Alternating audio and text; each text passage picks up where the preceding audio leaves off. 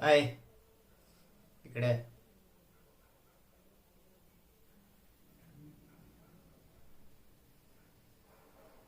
कोणाला शोधतोय?